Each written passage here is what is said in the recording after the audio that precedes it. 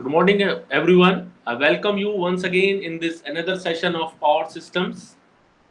In this, we are going to study about the power system studies, wherein we will discuss about the basics of power system, that what are the different types of studies which can be done, studied in the power systems. In the last lectures, we have seen about the various power system analysis of fault studies and all. So from where those studies and all have been coming and why we are studying, we will look up into this introduction to power system studies. Dear friends, it is very important to understand the concept of power system. It is not only limited to the constraints of the generation or the transmission or the distribution, but it is a very vital and a wide concept where each and every thing is been related, or each and everything concept is been related to each other. We cannot say that the generation is not limited, is not interconnected to the transmission or to the distribution, or the variation at the distribution side is not been interconnected at the generation side. We all know not even this only limited to the power systems, but also the concepts of control systems, power electronics, and other subjects or the topics are also being interrelated to power system. So we cannot deny that only the power system is a separate and the control systems are separate. No, they are not. Basically, in fact, we are applying the concepts of control system widely in the power system studies also. When we are dealing with the designing of the controller for the automatic generation controls, we go for the deep concepts of the automatic of these power control systems. Also, the concepts of electrical machines are also being implemented or can be considered in or been interlinked with the power system studies. So, not going much further across, let's discuss them. What are the power system studies and what are the power systems and what we are going to do. So, we know that electricity is the most preferred use form of energy used in industry, homes, business, transportations. We cannot rely without the electrical energy right nowadays. It's very vital.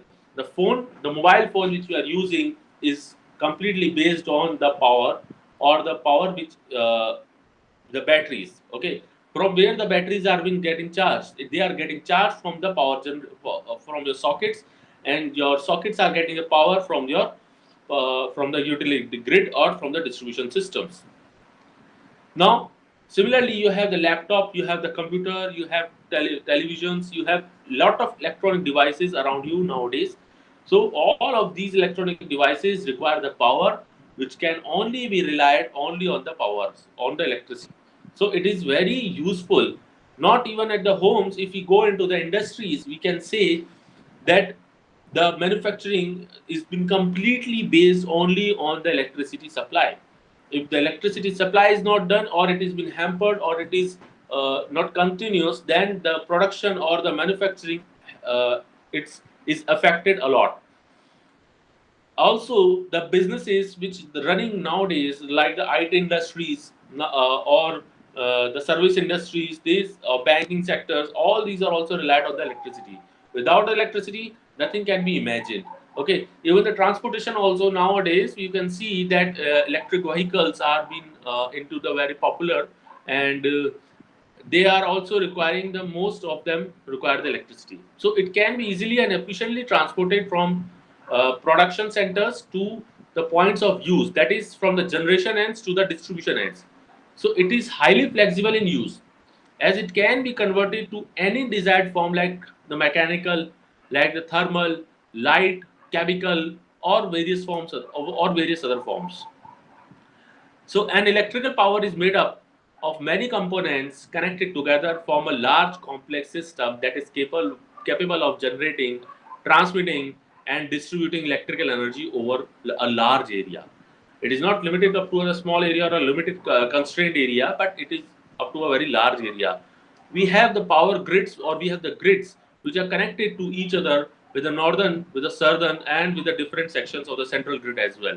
So you can see that the power generating at a Rajasthan can also be transmitted to the nearby states like a Delhi, Haryana, or the Uttar Pradesh by supplying the power to the grid, and then the power will be consumed from the grid itself by the other states. So there are various structures of power system, as you can see in this diagram. Look at this diagram. You can clearly see that broadly the structure of power system is been classified into the transmission, sub-transmission, distribution, and the low local networks, which we are having at the homes, small consumers like the domestic industrial consumers also. So if we talk about the basic structure of modern day power system, which has been shown in figure 1.1, the power system is usually divided into three parts, that is the generation, transmission, and distribution system.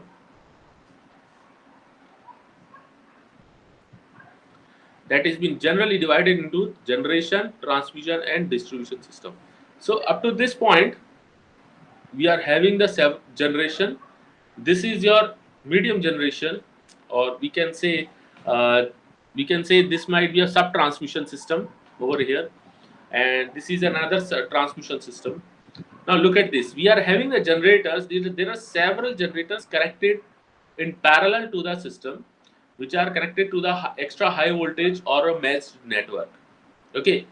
Now this such transmission may are being connected to the tie lines of the other subsystems.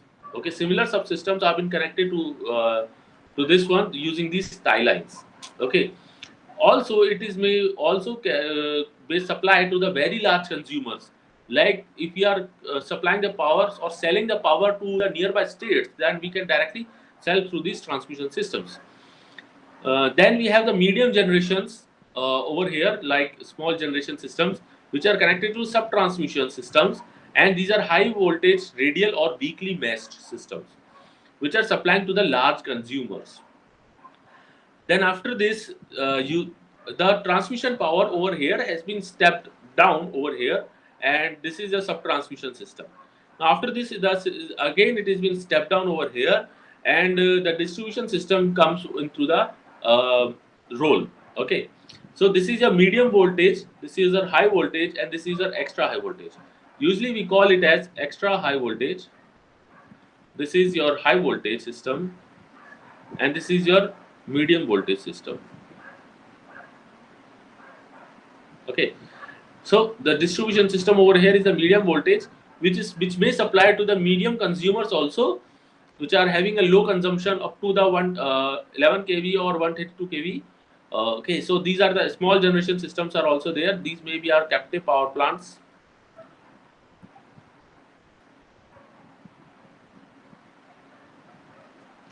Or these might be small microgrids which are connected or which are having the separate their generation systems, like the solar or wind or etc. Okay, so these are being connected over here, and usually this is being directly connected to the distribution systems and being supplied directly to the medium consumers. Then after this, we have stepped down again to this, and to the low voltage local networks. That is over here we have the local substations of 132 kV or 66 kV transmission. Okay, so these are basically over there, and from these 66 kV, then we have again to the 11 kV substations. Then from this 11 kV, we have stepped down to the local transmission transformers, that is to the 220 volts or 240 volts. Okay, then these 240 volts is basically supplying to the domestic consumers, and if we require the large industries, we are having the consumption of large voltages for these. Then for the large industrials, then we also directly supply to the 11 kV voltages over there. Okay, so basically, if we divide this complete system, we can divide this complete system into three categories. First is the generation, then over here we are having the transmission system. Okay, this is the primary transmission and secondary transmission. Then we have the distribution. This might be called as a primary distribution, and this might be called as a secondary distribution. Okay. Similarly, we can classify this as a primary distribution, and this is a secondary distribution. Is this clear? So basically, let me explain you one by one these all these terminologies. What is a generation? So basically, the electricity is produced by converting the mechanical energy into electrical energy. In majority of the cases, the mechanical energy is either obtained from the thermal energy or provided by the flowing water. That is your hydro energy. Okay, hydrothermal power plants or all these, or sorry, hydro plants and all. The main sources of the thermal energy are the coal, natural gas, nuclear fuel, or oil. And the use of non-fossil fuels such as the wind, solar, tidal, geothermal, biogas, and others are the in the electricity generation is also increasing day by day. Nowadays, we are more focusing towards the renewable powers, and the government initiatives are also being consistently focusing only on the renewable power generations. There are a lot of countries like the first, if you talk about the Denmark, that is the only first country which has been completely, most of it 95% has been completely relied on the renewable energies, that is the solar and wind.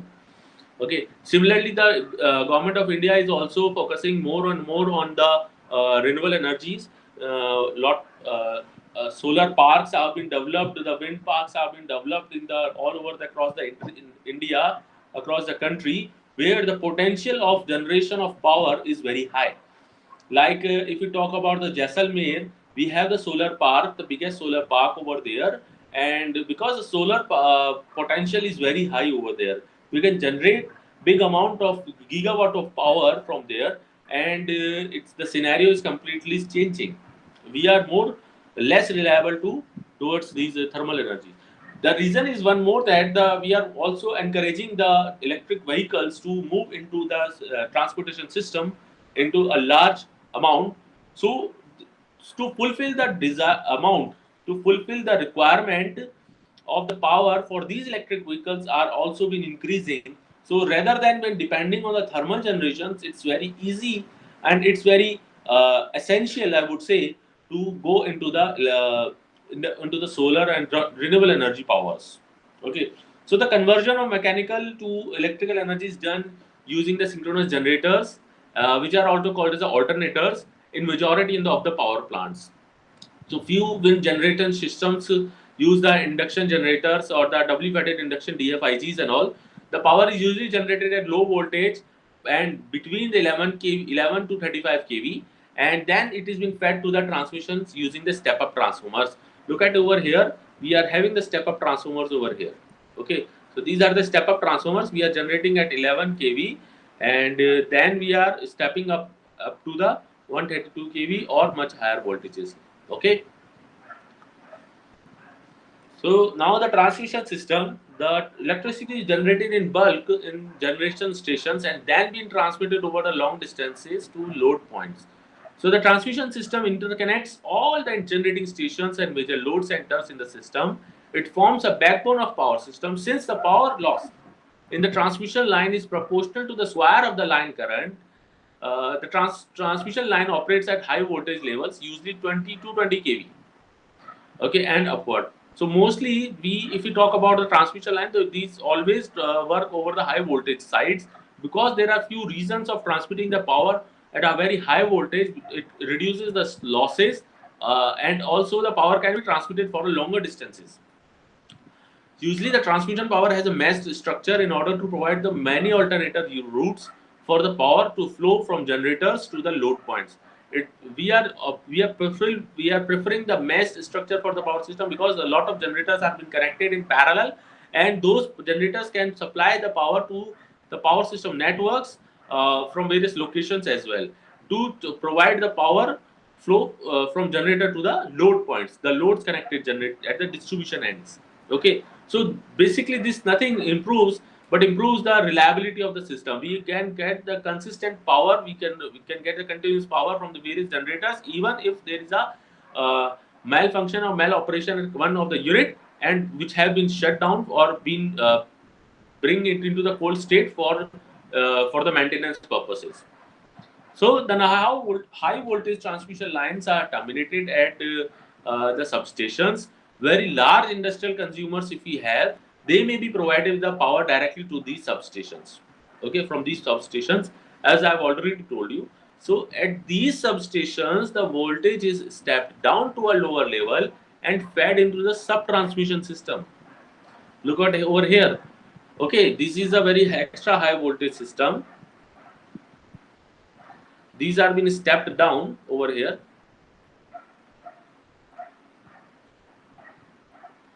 Okay, so these are being stepped down over here and will fed into the sub-transmission system, which is your high voltage system only. Suppose for an example, this is your up to 220 kV. Okay, then it has been shifted to 132 kV. Okay, or it may be up to more high voltage. Extra high voltage. Extra high voltage is basically your up to your 440 volt kV. Okay, we are above this also. We have ultra high voltage, that is your 750 kV. We are also having such type of structures in into our power system networks. So some large industrial consumers, okay, typically the substation transmission voltage levels from 66 kV to 132 kV, and some large industrial consumers may also be served directly from the sub transmission systems. So the transmission lines connected to the neighboring power station systems at a transmission line thus form a grid. It will be like a grid over here. Look at over here.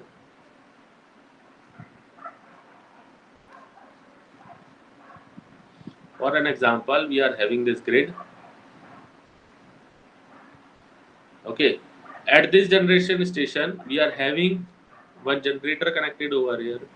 At this generating station, we are having one generator connected over here at this grid. So basically, if this is the one power flow input, and at this point there is one node which is inputting the power, so it is clear. It is forming a network, several layers of transmission network. It is forming a grid. So the transmission line that power can be taken out or to be given to this grid. Okay, so transmission line connected to the neighboring power system and transmission line thus forming a grid. The grid is of network of multiple generating resources and several layers of transmission network. This has to be remembered. Okay, next is, what are the advantages of interconnection of power system? This is very important question. It is very important to understand that why we are interconnecting the power system, why we are not generating for a particular location separately and without being interconnecting it to the another grid. There are few reasons. The very first reason is the quality, and it is very essential to maintain the voltage profile of our transmission network improves as the generators contribute to the system. Okay, so the resulting is an increased total system capability. It also increases the system capability. Okay, and also improve the frequency behavior of the system following any load perturbations due to the increased inertia of the system. So the quality of the voltage profile is improved, the system capability is also improved, and the frequency is being also maintained and it improves. Okay, if there is any load perturbations or disturbance, then due to the increased inertia of the system, the frequency can be balanced by the network itself. Okay, if it is a if it is of a small disturbance, then it can be maintained by its system itself. So that improves the overall quality of the power transmission or the generation. There is next advantage is as that is the economy. Yes, it is very economical to connect the power system with each other. That is interconnected system. And in interconnected system, it is possible to reduce the total set of generating plants that are required to maintain the desired level of generation reserves. This results in reduction of operational and investment cost. Also, operational and generating station scheduling of units can be more economically coordinated. Okay, it is very easy and economic to coordinate with the generating schedule by scheduling the generations with each other depending on the load demands which are varying consistently with respect to the day, the time period, or with the weather, with the season, with the months, with the years. Even with the type of loads, it also varies. For an example, the agricultural loads is different, having a different chronological loads graphs. The industrial load is also different. The domestic load is different, and the if you talk about various other types of loads, they are having the different loads. So, for scheduling such type of loads, it is very essential to schedule the generators accordingly, which are running at a very economic rate.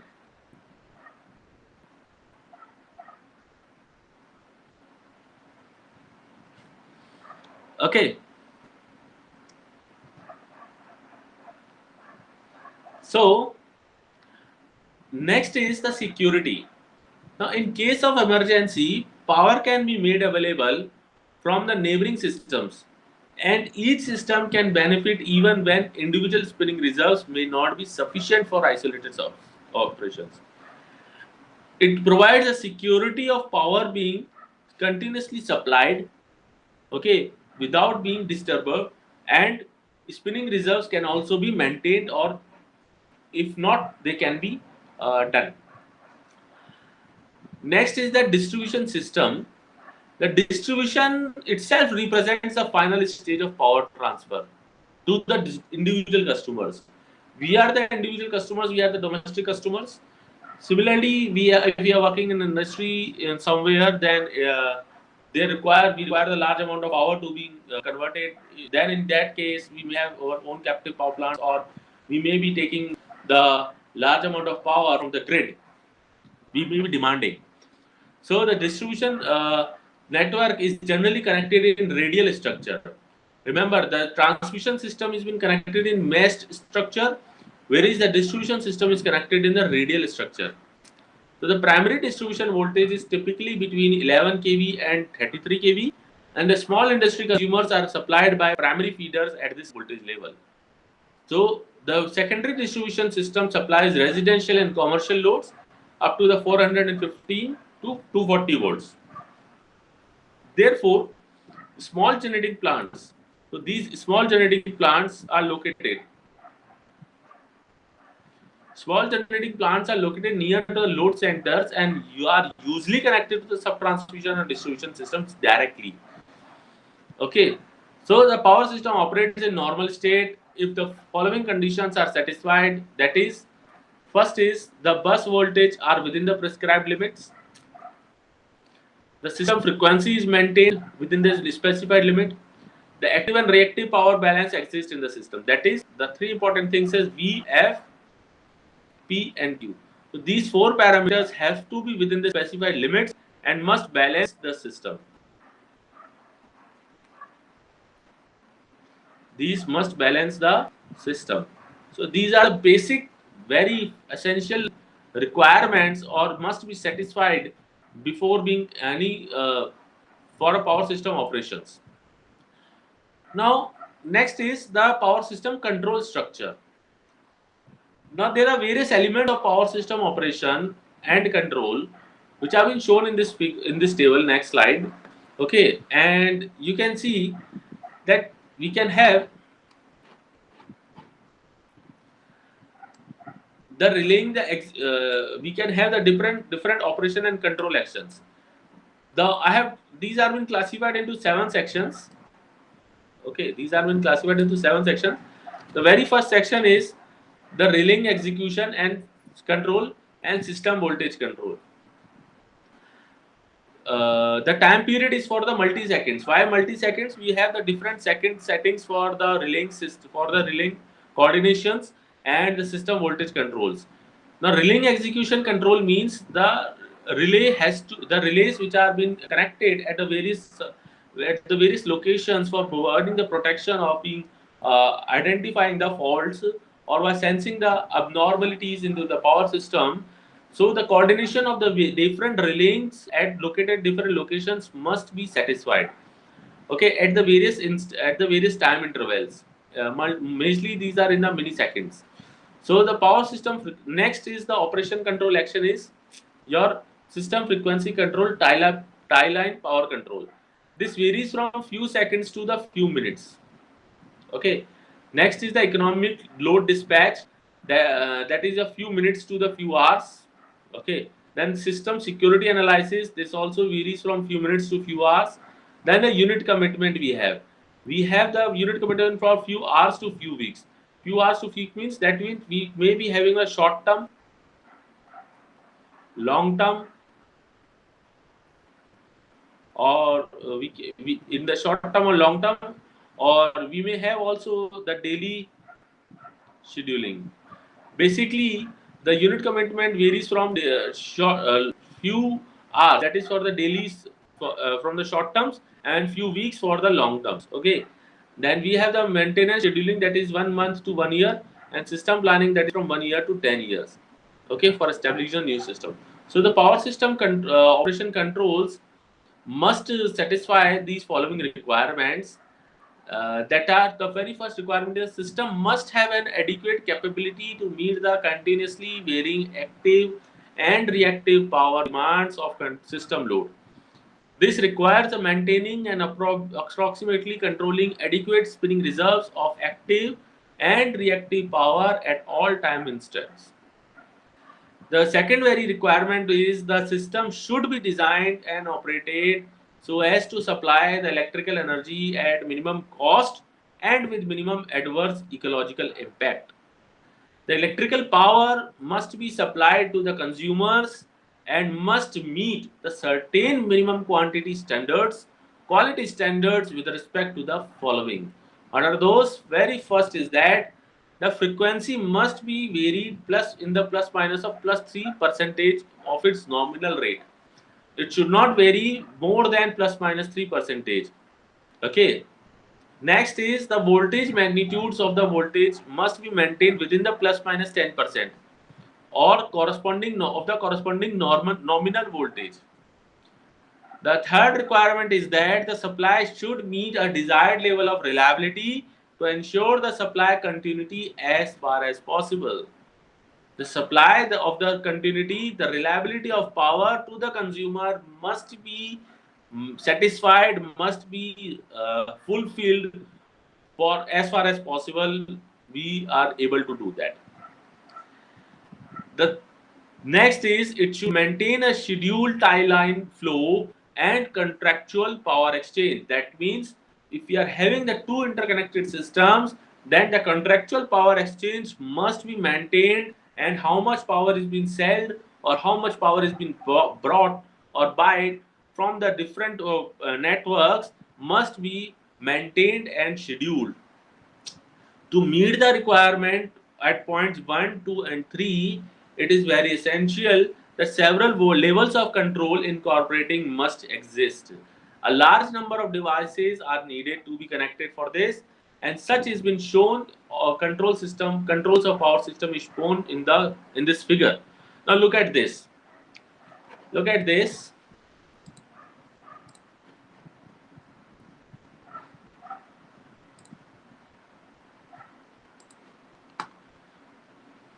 We are having the system generation control over here, that is a load frequency control with the economic allocations. Okay, now what the scheduling has been done, and accordingly the frequency has been set, the tie line flows has been set, the generation power is been set. After this the other generating units and the associated controls are being maintained over here. Now look at this. This is the transmission control. One is the generation control, which is doing the load frequency control with the economic generations, allocations. Then we have the system control, which is nothing but doing the reactive power and voltage control. And also the HVDC transmission and associated controls over here. Okay. Similarly, the frequency has been done at the distribution, is been maintained at the frequency has been maintained at the distribution end, and the tie line flows, power flows are being P and Q are being maintained, and the generator power has been demand are been basically generator power is been calculated, how much power is been required. Then after this it is been sent back to this system generation controls, that how much frequency it requires, and it has to be maintained. Then timeline flows, then power and the scheduling is been done accordingly. Now, in between these two, basically, we are having the generating unit control, which is nothing but a generator is over there, which is having the excitation of system and control, and a prime mover and control over here. Now, to maintain the voltage, the generator voltage has been taken out, and the speed and power is reference is been also been taken out. The speed is been given to the prime mover and controller, which is nothing but a turbine over here. The turbine basically controls the speed of the generator. Okay. Now, according to this, and then the field current is controlling the uh, voltage voltage for this. Okay. So basically, the voltage means is been controlled by this, and the speed is being controlled by this. Now, it is very essential to understand the power and the voltage. That is the real power and the reactive power and the voltage is being controlled by the field current and the voltage. Okay, whereas the real power is being controlled by the and the frequency is being controlled by the prime mover and the this speed. Okay, so this is your electrical generating unit controllers. Okay, then electric power is been transmitted to the transmission control, and then it goes again like this. Okay, so let me explain it to you. The generating unit controls. Look at this. The control provides a generating unit consists of prime mover controller, and the excitation control as shown in the figure. This is your prime mover controller, and one is the excitation controller. Okay, so the controllers are also called load frequency controller (LFC) and the automatic voltage controller. If we are controlling the prime mover controller, that it is a load frequency controller, local frequency controller, and if you are talking about the excitation, it is the automatic voltage control. That is the AVC. So these controllers are set for a particular operating conditions and maintain the frequency and voltage magnitude within the specified limits, following the small changes in load demand. And if the input of the prime mover is constant, then an increase in the active power of the load at the generator terminals result in a drop in the prime mover speed. This then causes a reduction in the frequency. Okay, look at this. We are having the generator. Okay, it is generating the power which is equal to P plus Q. It is giving the real and reactive power. Now the frequency has been sensed over here, and it has been compared with the reference frequency. For example, we have the reference frequency of 50 hertz, and here we are getting a 50.5 hertz. So it has been compared, and a signal, an error signal, frequency error signal is been sent to this using the steam valve controller. This steam valve control will control the steam outlet from this valve to the turbines of the generator. Then these turbines are being controlled using the speed by controlling the speed of the turbine. We are controlling the speed of the alternator. So once we are controlling the speed of the alternator, basically we know that the speed is directly related to the frequency of the system. Okay, so again the frequency has been maintained. Similarly, the voltage is also been sensed, and it is been compared with the voltage reference, and the error signal is been generated. The difference of these two terminal voltage and this VT reference is been given sent to the excitation controller. Then the excitation controller will control the excitation current for this generator, and ultimately the voltage will be controlled. Okay, and in this way your P plus JQ, F and V are being controlled in a very appropriate way. So apart from this, it is very important to understand that on the other hand, an increase in reactive power demand at the generator results in reduction of the terminal voltage. Therefore, if the demand is increased, if the reactive power demand is been increased at the distribution end, at the load end, then obviously the demand of the terminal voltage is also being disturbed. Okay, there is a reduction in the terminal voltage. Okay, so if the excitation is and if the excitation is kept constant, so as the time constant of the excitation system is much smaller than that of the prime mover system, the coupling between the LFC and AVC loop is negligible, hence they are considered independently. Okay, we cannot consider them dependent on each other, but these are being controlled as independently. This is called as your load frequency control, and this is your automatic voltage control. Okay, so if we talk about the load LFC, In LFC, two feedback loops, namely the primary and secondary loops, are provided. Both the loops help in maintaining the real power balance by adjusting the turbine input power. As I told you, the real power and the frequency are being maintained by the speed of the turbine. So the primary LFC loop, that is the load frequency control loop, senses the generator speed and accordingly controls the turbine input. This is faster loop and operates in a order of seconds. But this loop provides only the coarse frequency control. The secondary loop frequency control, which senses the system frequency and the tie time power, fine tunes of the frequency back to the nominal value. So this is slower loop and may take minutes to eliminate the frequency error. Okay. Next is the automatic voltage control. In the AVC, the bus voltage is measured and compared to a reference. The resulting error voltages is then amplified and applied to the excitation control voltage. The output of the exciter control of the generator field currents, and an increase in the reactive power loads of the generator causes the terminal voltage to decrease, and this results in generating of voltage error again. So this amplified error signal then increases the exciter field current, which in turn increases the exciter terminal voltage. So this increases the generator field current, which results in an increase in the generated EMF. And the reactive power of generation of the generator is thus increased and the terminal voltage brought back to its normal voltage. It has to be understood, it is very important to understand, it is very important to understand that by controlling the frequency or speed, we are controlling the frequency and power, and by controlling the excitation, we are controlling the reactive power and voltage. So if you want to control the frequency, the real power has to be also controlled, but that means these are two interlinked to each other, and the reactive power and the voltage are interlinked to each other. Is this clear?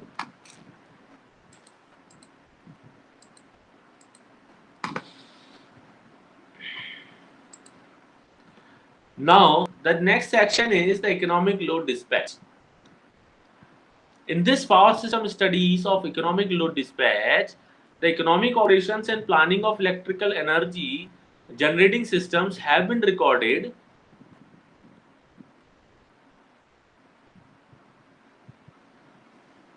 Have been accorded due to the importance of by the power system operators. So the power system needs to be operated economically to make an electrical energy cost effective to the consumers and profitable for the operators.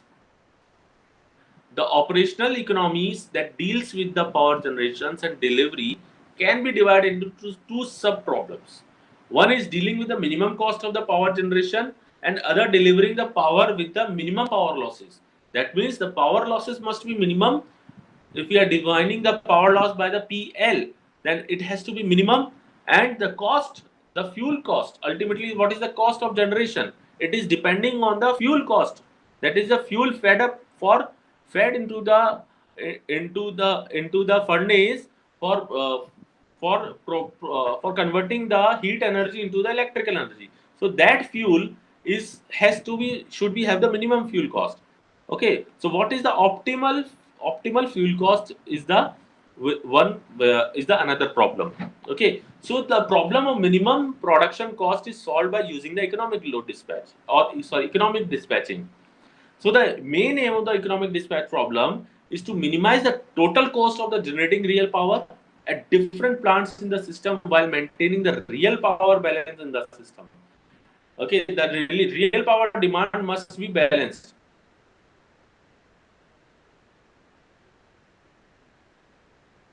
That is, the power demanded must be equal to the generation plus the loss. Okay, or we can say, the total power generation must be equal to the total demand of the power plus the losses of the power while transmitting the power from generator to the distribution.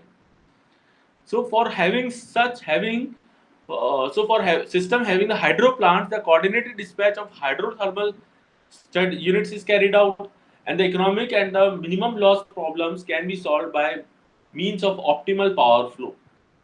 Okay, methods. There are different methods. So the OPF calculations involves a sequence of load flow solutions in which certain controllable parameters are automatically adjusted to satisfy the network constraints while minimizing a specified objective function. So the power system control objectives are depending on the operating states of the system. So under the normal operating conditions, the controllers tries to operate the system as economically as possible with the voltage and frequency maintained close to nominal values. But when the abnormalities came or when the anomalies occur, then like the outages of the power large generators, a major transmission line or a sudden increase or reduction of the system load can cause a havoc in the system if it is not been properly controlled. So different operating objectives have to be met in order to restore the system under the normal operating conditions after the occurrence of such contingencies. So it has to be very essential to maintain the system at a very at a normal balanced one at a balanced phase where the contingencies should not hamper to a large extent. Now the next studies, power system studies, is related to security analysis and contingency evaluation. Now for system analysis of power system security, the development of approximate control systems, the system operating conditions are classified into 5 states. First is the normal state, next is the restorative state, then we have the alert state, then we have the extremis state, and then we have the emergency. So let us discuss that state and the transitions between these two one by one. It has been shown in the figure 1.4 that various system states transition diagram. So look at this normal state. In this state, all the system variables are within the normal range with no equipment being overloaded. So if you are having the lot different components or equipments like a transformers, transmission lines, we have the relays, or we have the CTPTs, we have the generators. All the equipments are not overloaded and they are running under the normal in the normal range.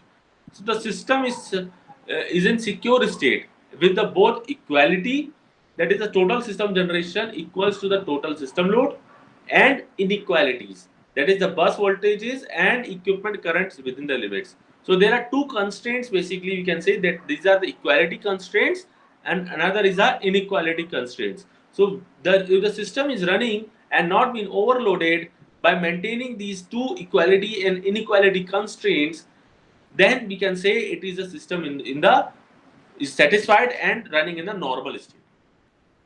So basically in this state, a single contingency cannot disturb the system and the security and cannot cause any variable to violate the limits.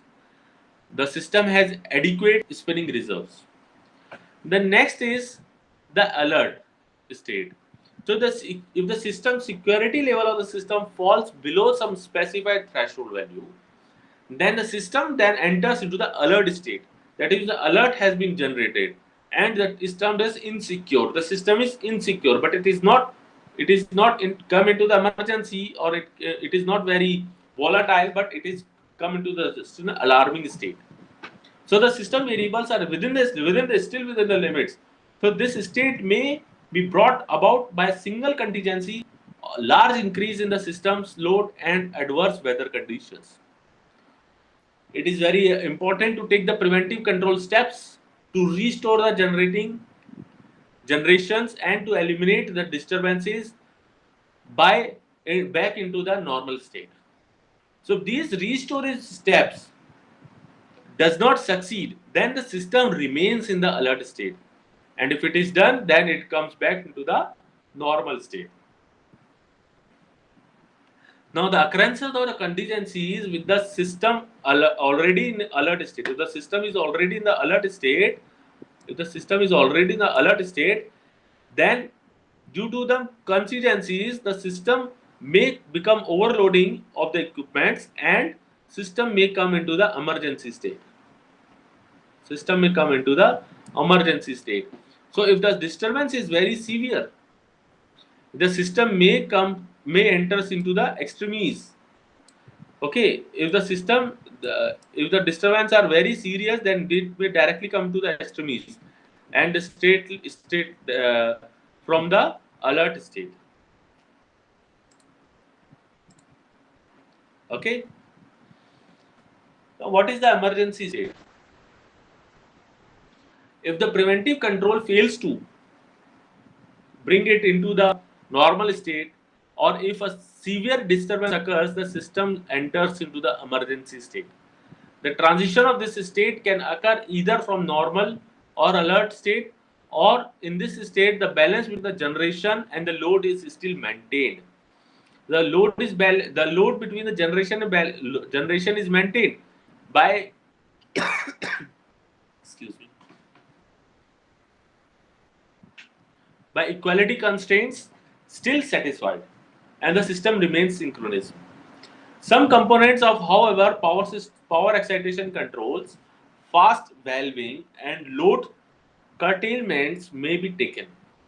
That is, the load have been shed from the some power blocks, and the load has been reduced, or the fast valving steam turbine operations have been done, and the load power excitation control, that is the automatic voltage control, came into the action. So it is most urgent that the system be restored to the normal or alert state by means of these actions. Then we have the in extremis state. This is very essential state that if the emergency control action fails when the system is already in emergency state, then the system enters into the in extremis state. The system starts to disintegrate into sections or islands. That means the small blocks of the power system will get isolated or be disintegrated, and leading some of these islands may still have sufficient generations to meet the load. Now the important thing is that the components which are overloaded and the active power balance is also been disturbed by these. So the overload generators start tripping and leading to cascade outages, possibly the blackouts. The control actions such as the load shedding and control system operations are taken to solve or to save as much as possible from the widespread of the blackouts. Next is the restorative states. The restorative state represents a condition in which the control action is being taken to restart the tripped generators and restore the interconnections. The system transmission can be either on normal or alert state depending on the system conditions. So the sequence of events that results in the system transition from normal to in extremis state may take from few seconds to many hours from restart to synchronization. The switch off loads can be picked up gradually, and resynchronization of operating island to the grids is also a time-consuming process. Now, the control actions may be initiated from Central Energy Control Center, that is we call a CEC, and through the operating operators or through the automatically. Then we have the unit commitments.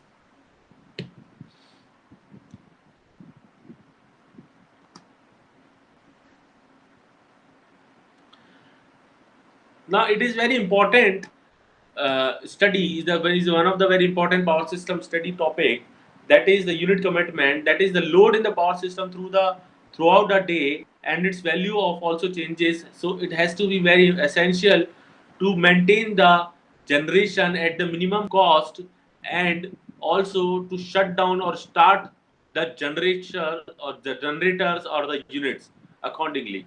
So basically this is one of the very vast area, and it is very having a deep instincts while discussing the unit commitments. So the maintenance, next is the maintenance scheduling. In the maintenance scheduling, the preventive maintenance has to be carried out on power system components to ensure that they continue to operate effectively, efficiently, and reliably. So generators are usually put on maintenance once every year. So their maintenance has to be scheduled such a way that the available generator is sufficient to meet the system load demands. The problem of maintenance scheduling deals with the sequence of generator maintenance such that the sufficient generation is always available to meet the load demand. And the cost of maintenance and the cost of generation should be minimum. Next is the system planning. Now, to meet over the increasing load demands, either the new power system has to be built up or the existing power system has to be expanded by adding the new generators, transmission lines, power system equipments, and all. So, many analyses must be performed to design and study the performance of system and plan of expansions. So, the study of system feasibility and the performance, the following analysis has to be carried out. The very first analysis is the load flow analysis. Then we have the fault analysis, then the stability analysis, and the contingency analysis. Load flow analysis involves the study of solutions of power system networks to determine the power flows and bus voltages of transmission networks for specified generations and loading conditions. There are calculations which have been done to identify the steady state and dynamic performance of the system. The system is assumed to be balanced and also is being responsible for determining the best operation of the existing system. Then we have the fault studies in which we will be studying about the different types of faults, symmetrical faults, unsymmetrical faults, and the unbalanced faults like a single line to ground fault, line to line fault, double line to ground fault. The fault currents values are useful in relay settings and coordinations as well as for selecting the proper rating of circuit breakers. Then we have the studies of the stability studies, wherein we will be discussing about the dynamic behavior, electromechanical, electrochemical dynamic behavior of the power system. And basically, these are being of two types: small signal stability and the transient stability.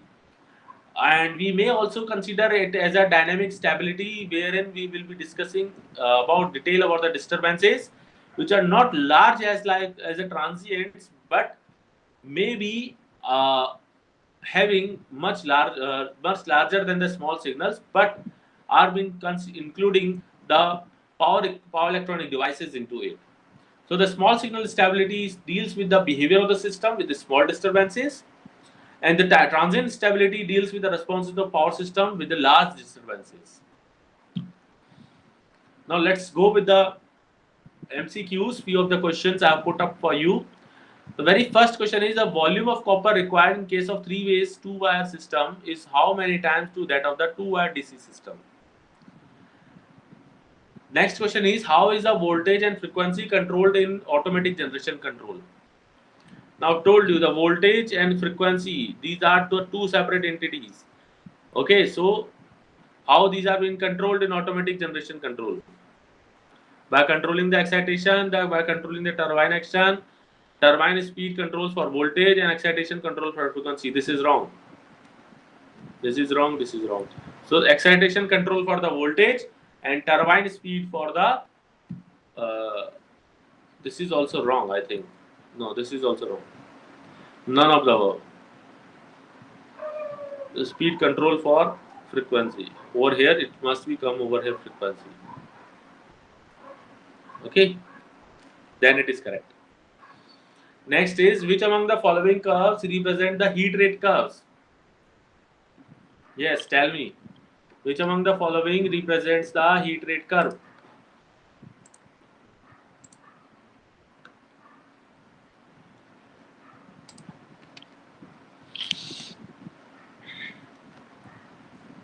Only A, only B, only C. The correct option is only B. This is your heat rate curve. What is the unit of transmission loss coefficients? Yes, tell me. It is megawatt per megawatt, unit less or megawatt square. It is per megawatt. what is the loss per megawatt. Okay, that is the coefficient. Next is what will be the penalty factor for a unit and if the generating station is located very close to the load center. Penalty factor is almost equal to what? It is equal to 0. Is it equal to unity, or the penalty factor is negative or value is very high? It is almost equal to unity. So it is that the lambda is almost equal to 1 in this case. So which among the following curves represents the incremental fuel rate curve? Yes, tell me the answer. This curve is look at this curve. It is consistently linearly increasing. Okay, so it cannot be 1. Next is it is increasing startingly, then it is coming to the, so output megawatt cannot be this like the fuel rate curve. Now that is the fuel rate curve is like that. The fuel is increasing consistently, and then we are getting the output megawatt like this. No, the correct option is answer C. This one. As the fuel rate curve is increasing, the output to megawatt is also increasing, and then after some limits, the output is limited. Okay. Next is which the use of high speed circuit breakers, which among the following stability is increased? Yes, with the use of high speed circuit breakers, the transient stability is increased. Remember this thing. Which among these is related to the critical clearing time of the fault in the power system? Yes.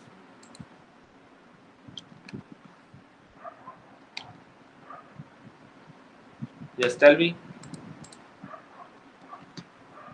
It is your transient stability limit.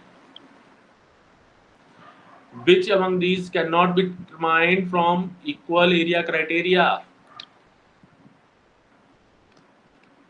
That is the critical clearing time. And the last question is, what are the common assumptions made for the equal area criteria?